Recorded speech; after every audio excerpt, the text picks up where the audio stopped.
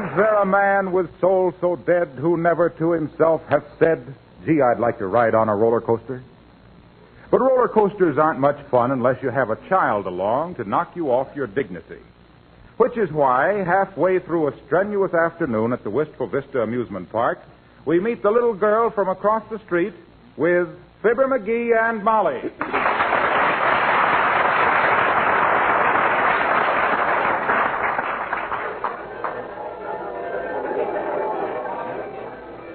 Well, how are we doing, sis? You having fun? Sure I am, I betcha.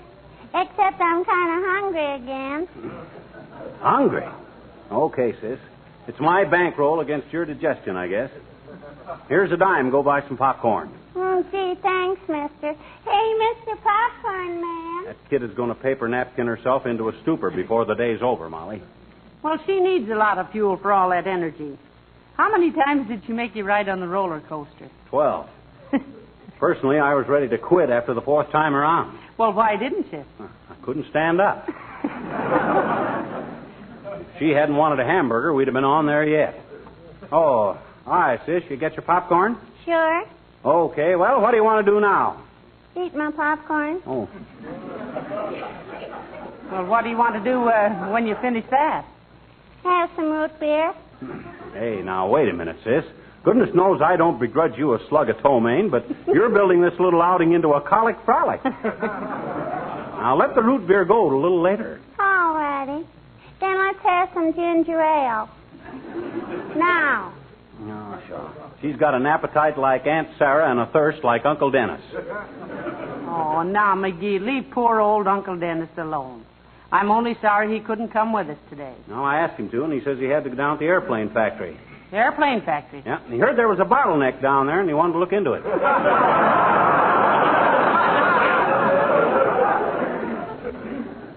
Well, for the love of Mike, you finished that popcorn already, sis? Sure I have, I betcha.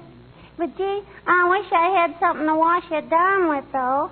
Oh, well, what would you suggest? How about a banana? No. Say, let's have our pictures taken. Shall we? Shall we? Say, how about that, Molly? We need some pictures, remember? Well, I don't think we want any out of a 10-cent automatic machine. The last ones I had taken in one of those, I looked like a Zulu princess trying to understand the Hut-Sut song. No, that ain't so far-fetched. I think some Zulu wrote it. Well, come on, sis. Posterity might as well get something out of this.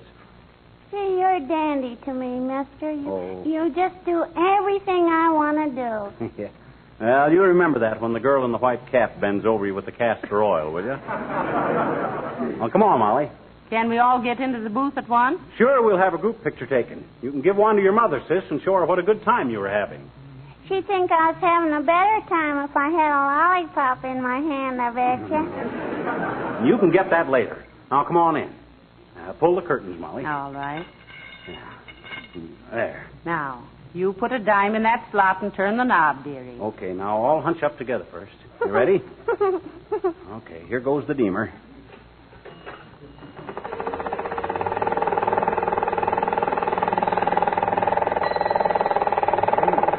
Whoa!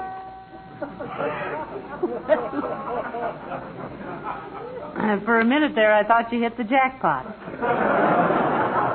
Well, what do we do now? Just wait. The picture's being automatically developed. Wonderful machines, these. My daddy's got a machine that you stand in front of, and it takes your picture free. He has? Mm-hmm. What does he call it? A camera.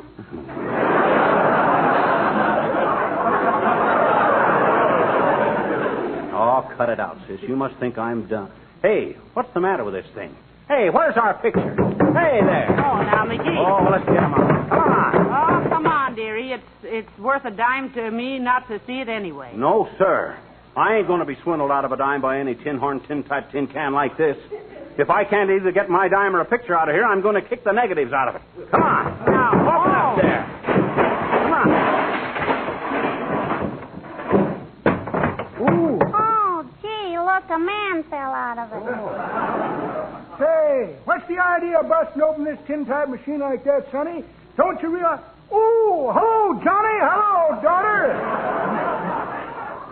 Hey, what is this anyway? What are you doing inside that machine, old-timer? Got a right to be inside of it, Johnny. I own it. Well, I thought it was supposed to be automatic. Well, 'tis, daughter. But it went out of order this morning, and I've been in there ever since. What? I grab the dime, snap your picture with my little Kodak, develop 'em quick, and shove 'em out through the slot. And now you busted up the whole works. Ain't you ashamed, Johnny? Yeah, I guess I am in a way, but what took you so long to develop our pictures? I couldn't help it, Johnny. I peeked through the little slot there to get a focus on you. Yeah? You look so silly and self-conscious. I got to laughing. I got to laughing so hard. I couldn't do a darn thing.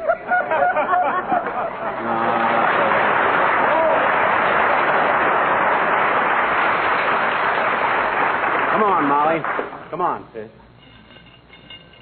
Well, let's see. What do we do now? Ride on the merry-go-round, shoot darts at the balloons? I beg your pardon, sir. May I have a word with you? What you want, Bud? Make it snappy. I have a proposition I'd like to make, sir. If I could have a quiet word with you, I think... Anything you want to tell me, Bud, you can say in front of my wife. Of course, of course. This will interest her, too.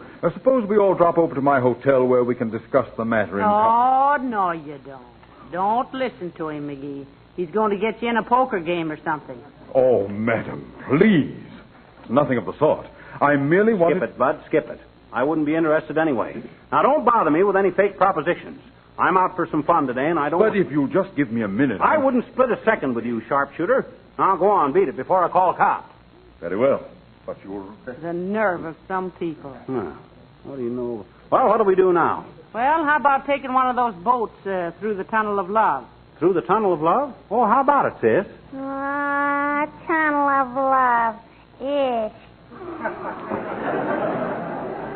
Oh, no. Don't sneer at love, sis. No, sir, I should say not. You'll be falling in love yourself before many years, little girl. Mm-hmm. I will not, I bet you. I'm going to marry Willie Toops, and then I can ride his tricycle whenever I want to. Has it occurred to you, sis, that by the time you get married, you might not be interested in tricycles anymore? Gee, mister, you worry too much. Hey, can I have some peanuts? May I have some peanuts? Sure, get 2 bags, one for you. Oh, sure.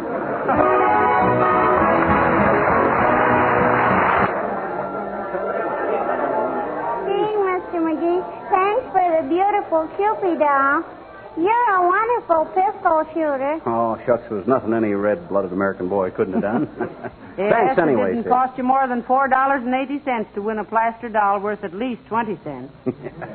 Well, shucks, the wind was against me. McGee, there's Billy Mills. Hello, Billy. Oh, hi, William. Hello, folks. Hello, Snooky. Hi, Butch. What's cooking? I don't know, but as soon as it's done, I want some, I bet you. She's a kind of a politician, Billy. Just appointed herself a hot dog catcher. Wow. Hey, what's this about your 10,000th broadcast, Billy? This is it, chum. Really, Mr. Mills? 10,000 broadcasts. That's a mess of downbeats, isn't it? You ain't faking, Mammy.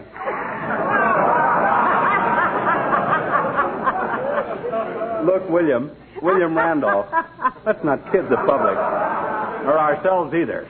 To do 10,000 broadcasts, do you realize you'd have to broadcast once every day for 27 years? Sure, and we've only had broadcasting for about, less than 20 years. Yeah, so who's pulling whose leg? Look, little man. Who said anything about one broadcast a day? I've been a staff leader and musical director in my day. Oh, you mean before you went slumming and came with us, huh? Yeah, and that meant I did as many as 12 shows a day. Add that up and you get about 4,000 a year. You mean to stand there, William, with your head coming up through your hair?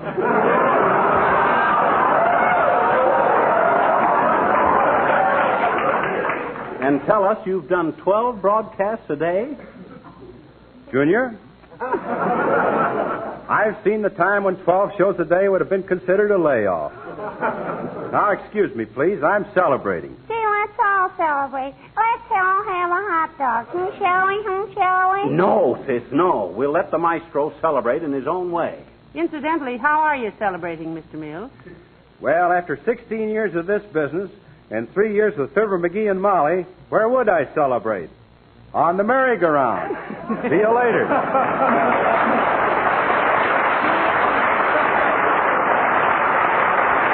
No joke about those 10,000 broadcasts. Now, there's a great guy, Billy. Well, now what's this? Well, you've been so good to me today, mister, buying me things and letting me ride on any of the rides I wanted to and all. And I appreciate it so much that if I had a box of Cracker Jack, I'd divide with you. Now, just a minute, sis. I don't like to be an old sourpuss. All right. Right this way, ladies and gentlemen, to see that ferocious foreigner, that terrific terror of the tropics, the wild man of Borneo. Only a dime, 10 cents, ladies and gentlemen, to see the man-mangling monster. Oh, McGee, it's Mr. Wilcox. When did he get a job as a barker? As a what? A barker. I want a hot dog. Be quiet, sis. Hey, Harlow. Well, hello there, folks. Glad to see you. How about taking a gander at the wild man of Borneo? It's on the house. Is he really wild, Mr. Wilcox? Is he? Listen. Hey, Bonzo, we got company. Oh. Why does he make that funny noise, Mr. Wilcox? He's hungry. He's hungry. Come on, let's go in and take a look. Now, take it easy, folks. Don't get too close to the wild man. Get back, Bonzo. Get back. What made him so wild, Mr. Wilcox? Well, he was captured by a ship's captain who had old-fashioned ideas and positively refused to use Johnson's self-polishing glow coat on the linoleum. You see, the very mention of somebody who doesn't use Johnson's glow coat sends him into a frenzy. Take it easy, Bonzo. Take it easy. These people work for the makers of glow coat.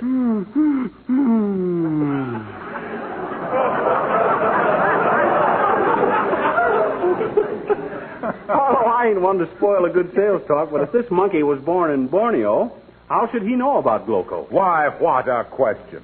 Johnson's self-polishing glow coat is famous all over the world because it's the greatest beautifier and protector of linoleum and the best work saver and time saver that money can buy. Why, the Eskimos of Kamchatka whisper in their igloos about how easy it is to apply. And the Malays in Siberia brag about how it brings old linoleum back to life. I'll bet you there aren't any Malays in Siberia, I bet you. Ah, but they would go there, honey, for a can of Johnson's self-polishing glow coat. And that's what makes the wild man of Borneo wild, folks. He can't stand the thought of neglected linoleum. And that concludes the exhibit. Just a minute, Harlow. There's one thing I think you ought to know. What's that, Fibber? If there's anything that makes me wild, it's to see a wild man of Borneo with a fur suit on with the zipper coming loose in the back. Darn it, I keep telling him about that. Bonzo, you dope! Go fix your zipper! Okay.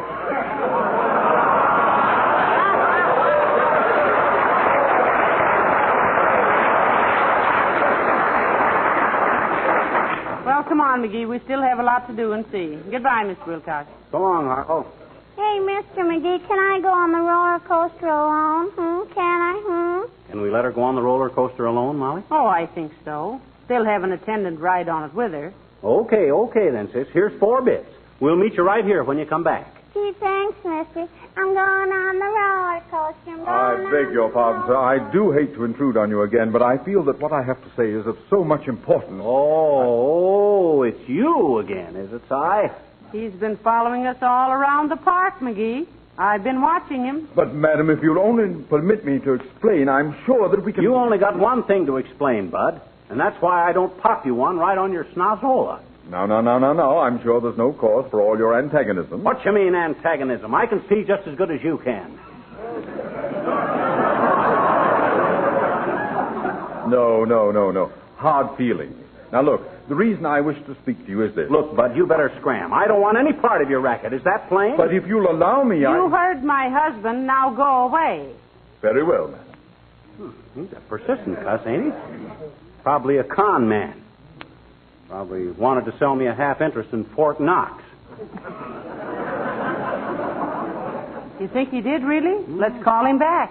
Half interest in Fort Knox ought to be a very good investment. Oh, now, Molly, I know. Oh. What's the matter? Look, there's Mrs. Uppington coming out of the tunnel of love. Alone. Heavenly days. What an... Yoo-hoo, Abigail. Oh, how do you do, Miss McGee and Miss McGee? Hi, Uppy. We saw you coming out of the tunnel of love. That, yes. Yes, I frequently come over and take a ride through the tunnel of love. It brings back memories of an old flame of mine. Pretty damp surroundings for an old flame, Uppy. Yes, I suppose I'm just being a silly girl, but Terence was the gentleman's name. Okay. Terence simply loved those dark winding passages, the murmur of the water, the unexpected turns and twists. Was he a sailor, Uppy? No, nothing like that. Terence, bless his heart, was a sewer contractor. I think I shall take one more ride before I go home. Goodbye.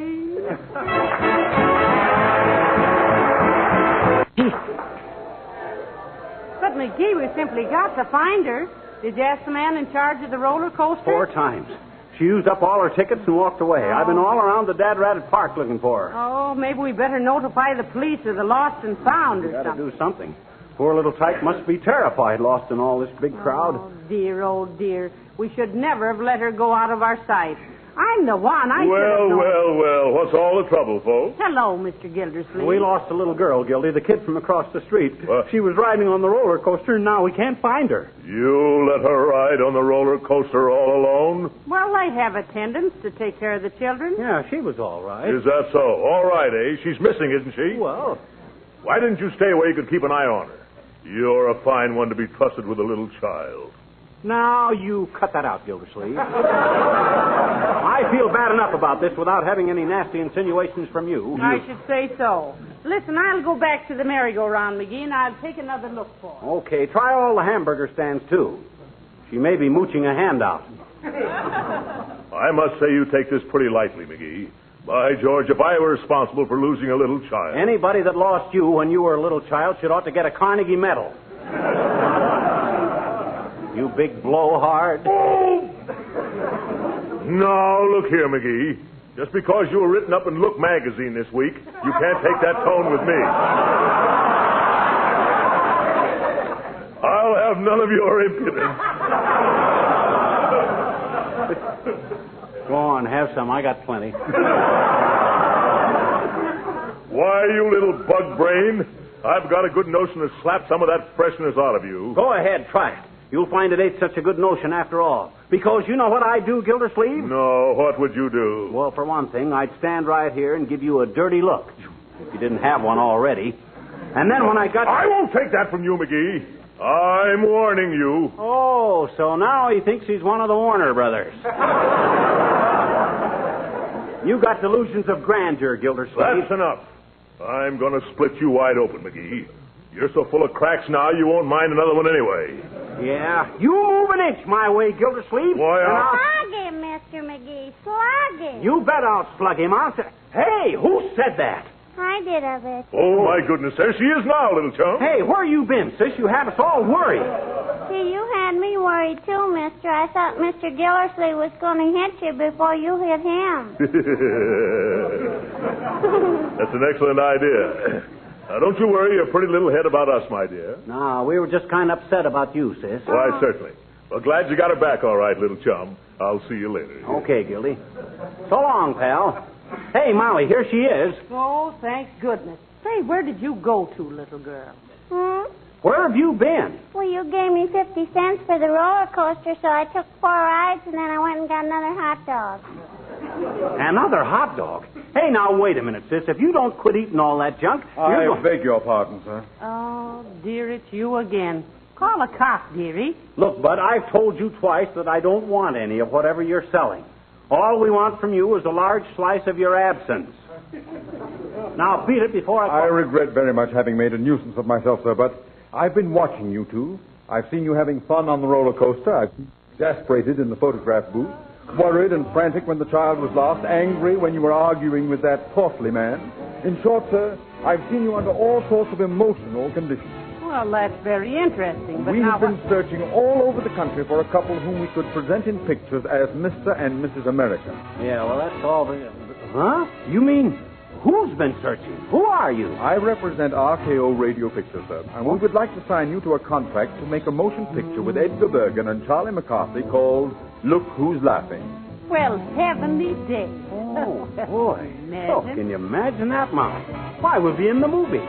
You? Think of us out there in Hollywood, Molly. Oh, my. Mixing with Irene Dunn and Cary Grant, Lucille Ball, and all the stars playing them big roles. Those big what, mister? Big roles. I'm hungry.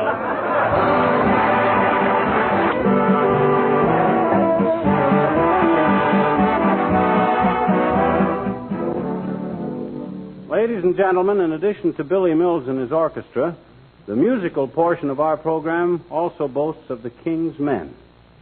We think they're just about the finest singing aggregation on the air. They are John Dodson, Bud Lynn, Rad Robinson, and Ken Darby. Yes, and Ken also makes their arrangements and plays the accompaniment. The King's Men, ladies and gentlemen.